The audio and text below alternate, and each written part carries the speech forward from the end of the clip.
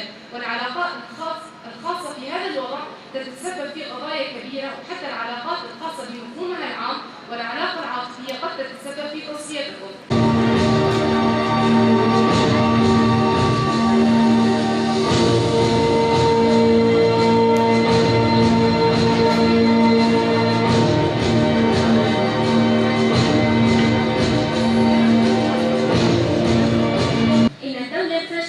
وبطبيعة حزبها العدالة والتنمية دائما تقوم بالانتهاكات ضد الإنسانية محاولة توسيع احتلالها لمناطق أخرى من مناطق شمال وشرق سوريا، ورأينا كل جرائمها اللا إنسانية واللا أخلاقية منذ احتلالها لبعض المدن السورية من قتل وسرقة وتهجير لأهالي المناطق التي احتلتها الفاشية التركية، وإجراء التغيير الديموغرافي وتوطيء إناث لأهالي المناطق آخرين بدل السكان الأصليين، وخاصة في عفرين وتل أبيض ورأس العين. الأعمال: إلقاء بيان عن حملة الأيكولوجيا وتوزيع بروشورات للريف والمدينة وإعطاء بعض المحاضرات.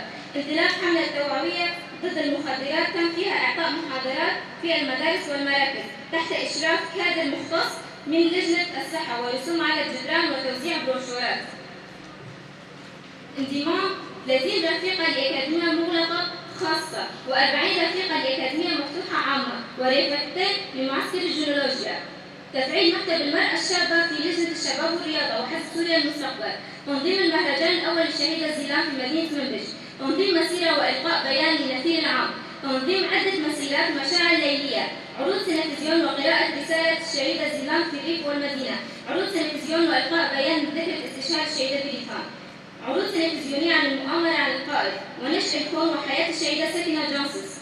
إعطاء 4 دروس جيولوجيا في المجتمع التربوي وفي مركز قوى الأمن الداخلي و15 محاضرة في أكاديمية الشهيد هوزان جان. قراءة كتب الشهيدة دنيا أوفا.